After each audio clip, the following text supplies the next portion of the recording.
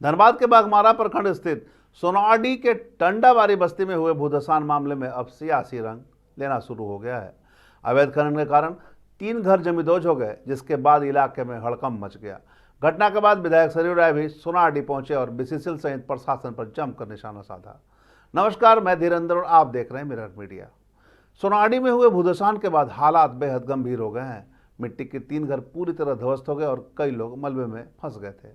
स्थानीय का आरोप है कि अवैध कोयला खनन के कारण यह हादसा हुआ है।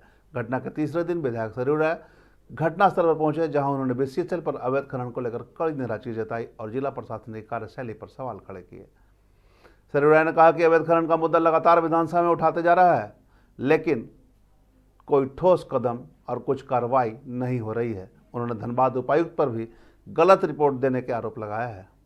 उन्होंने यह भी कहा कि धनबाद में डीजीएमएस का मुख्यालय होने के बावजूद अवैध खनन पर रोक नहीं लग पा रही है, जो गंभीर चिंता का विषय है।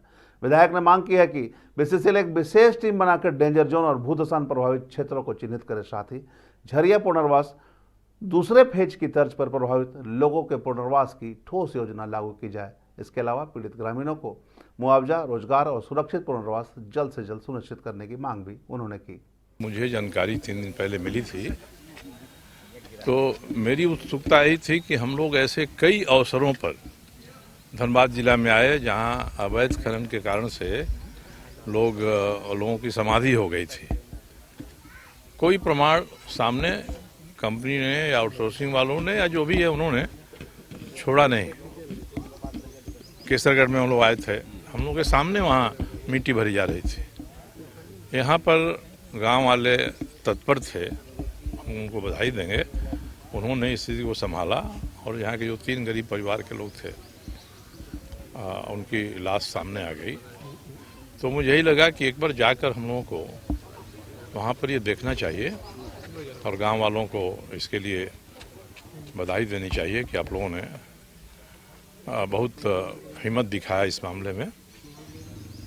और हम लोग हमेशा ही कहते हैं, और मैंने आज मैं इसी निष्कर्ष पर हूँ कि भारत सरकार की एक संस्था है जो खान खदान में सुरक्षा देखती है, डीजीएमएस है, डायरेक्टर जनरल माइन सेफ्टी, और उसका मुख्यालय धनबाद में ही है।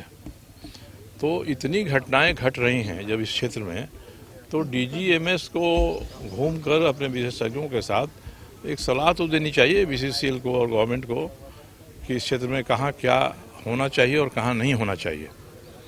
जैसे ये पूरा इलाका पिलर पर खड़ा है और पीछे में देख रहे हैं कितना ऊंचा ओबी डंप हो गया है।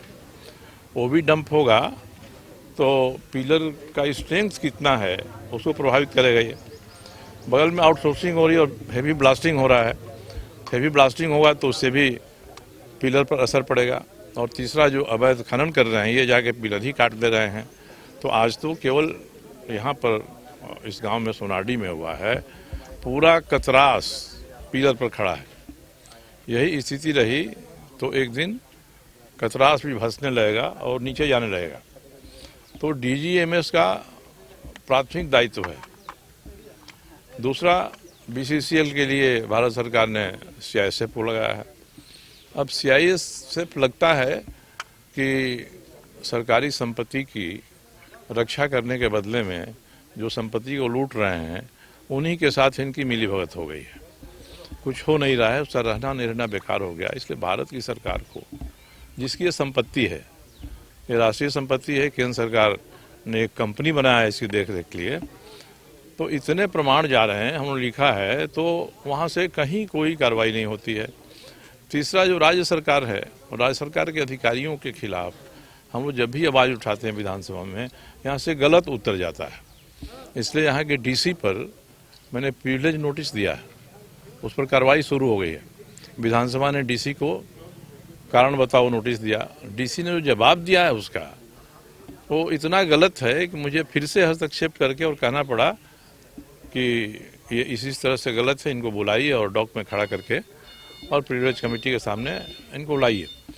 तो जो हमारे डीसी हैं, एसपी हैं, पुलिस के लोग हैं, जो शीर्ष हैं पदाधिकारी जिला में, उनकी भी जिम्मेदारी बनती है और वो भी अपनी जिम्मेदारी से भाग रहे हैं। जब ये सर्विस में आते हैं तो शपथ लेते हैं संविधान की, उसकी रक्षा करेंगे, कानून व्यवस्था की रक्षा करेंगे। ठीक उल्टा है, आम जनता के खिलाफ जो लोग खड़ा हैं यहाँ, उनकी रक्षा करना ये काम हो गया है शासन प्रशासन का। और घटना हुई, घटना के बाद बीसीसीएल की भूमिका कैसी लग रही है? नहीं, बीसीसीएल गैर जिम्मेदाराना उनको ये हरकत है। केवल कुछ खाने पीने के लिए एक सामियाना लगा दिया है। उनको तो सर्वे कर लेना 6 घंटा 2 घंटा में अपने अधिकारियों को निर्देश देकर कि भाई इस गांव के लोग रात में कहाँ रहते हैं, डरे हुए हैं तो जहाँ हैं वहाँ हम कोई टेम्प्रोरी व्यवस्था तो उनके लिए करें, या इस गांव को ही विस्थापित करना है तो इस गांव को विस्थापित करने के लिए हम क्या उपाय कर सकते हैं, लॉन्ग टर्म शॉर्ट टर्म दोनों ही। तो शॉर्ट टर्म तो जो करना चाहिए उसमें तो फेल हो गए हैं, और मुझे नहीं लगता है कि लॉन्ग टर्म की कोई बात इनके दिमाग में है। तो ये सभी लोग अपने कंपनी को के पैसा को लुटवा देंगे करोड़ों अरबों में, और गांव के लोगों को कुछ हज़ार और लाख में जो सुविधा मिल जाएगी उसके लिए ये आगे नहीं बढ़ रहे हैं। बहुत दुर्भाग्य की बात है। जिम्मेदार किसको मानते हैं इस घटना के बाद, और ये 3 की संख्या लगता है रुकेगा या फिर इसके लिए कुछ करना है? देखिए, कुछ इस मामले में अंदाज से कुछ भी कहना ठीक नहीं है कि आपने कोई प्रश्न पूछ दिया और हम फिर भी जिम्मेदार हम इसलिए कहें कि नहीं हम सब प्रश्नों का उत्तर दे देंगे।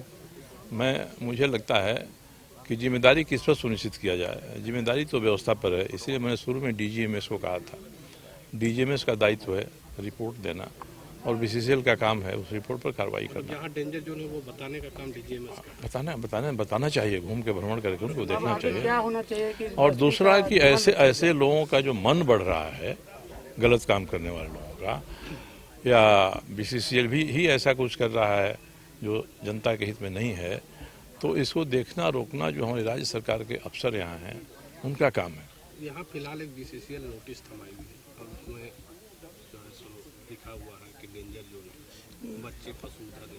क्या लगता है बीसीसीएल उस नोटिस को चिपका के अपनी जिम्मेदारी पूरी करके? जिम्मेदारी वही, क्योंकि मान लिया हम आप कोर्ट में जाएंगे ना, मामला कोर्ट में जाएगा तो वहाँ दिखाएंगे, देखिए हमने तो साहब ये नोटिस लगा दिया। लेकिन वहाँ तो किसी का साइन या मुहर भी तक शायद सिग्नेचर तक नहीं है नोटिस में। नहीं है, खानापूर्ति नोटिस खानापूर्ति है, दिखावा के लिए है, दिखावा के लिए। इसको क्या कहते हैं ना, जैसे जले पर नमक छिड़कना, ये वही स्थिति है। मैंने दायित्व पूरा किया। दायित्व तो क्या पूरा किया, जले पर नमक छिड़कना। मतलब एक तो लोग परेशान पहले से हैं, उस पर एक और परेशानी इन्होंने दे दिया कि मत जाएं, सलाह दे दिया। क्या चाहिए आगे कि यहाँ के लोगों का जीवन?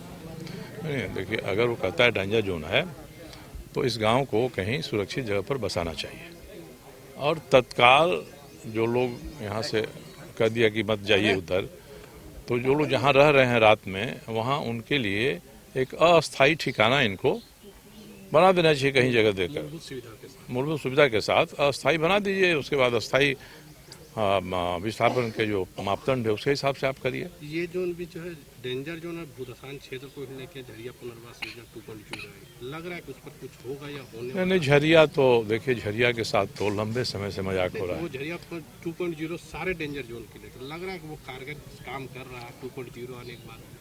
नहीं, देखिए, इसमें कोई झरिया 2.0 करने के बदले में जो ये सोनारडी है, सोनारडी का ही क्यों नहीं एक स्कीम बनाई है, इसको भी केंद्रित करना चाहिए। एक साथ बड़ा हो जाएगा तो कहीं वो काम होगा नहीं। आपकी ओर से क्या प्रयास रहेगा? हमारे ओर से तो प्रयास हो रहा है कि स्थिति को देखा है, समझा है। तो सबसे पहले मैं बीसीसीएल के ही जो जीएम हैं, जिनको कल लोगों ने भगा दिया यहाँ से, मैं उनसे कहूँगा कि आप तो आक्रोश देख चुके हैं, आप कम से कम न्यूनतम इतना काम तो आप जरूर कर दीजिए। हम लोग कोशिश करेंगे, बात करेंगे उनसे। अभी जाएंगे धनबाद तो बात करेंगे, समय देंगे तो मिलेंगे, नहीं मिलेंगे तो उनसे बात करेंगे। घटना के पहले ये क्षेत्र थोड़ा रौनक रहता था, अब सन्नाटा पसर गया।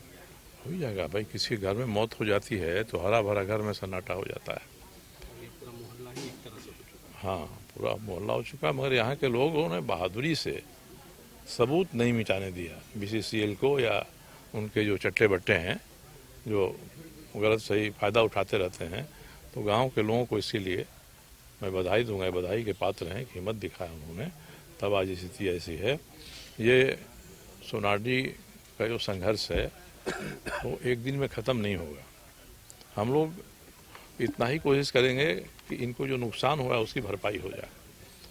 तो विधानसभा में, सरकार में जो कर सकते हैं वो विधानसभा में हम लोग आवाज़ उठाते हैं तो सरासर गलत उत्तर चला जाता है, शासन प्रशासन की तरफ से गलत उत्तर चला जाता है। डेंजर जोन कहा जाए तो केवल सोनाडी या फिर आकाश किनारे या फिर सिजुआ नहीं है, सारे क्षेत्र से उसके लिए एक व्यापक तैयारी अब करनी चाहिए। नहीं, इसीलिए मैंने वही कहा कि डीजीएमएस का काम है कि अपने एक्सपर्ट के माध्यम से ज़रूरत पड़े तो आउटसोर्सिंग में एक्सपर्ट ले लें और पूरे बीसीसीएल क्षेत्र की उनकी मैपिंग करनी चाहिए कि कहाँ 100 साल से अंडरग्राउंड माइनिंग हुई है।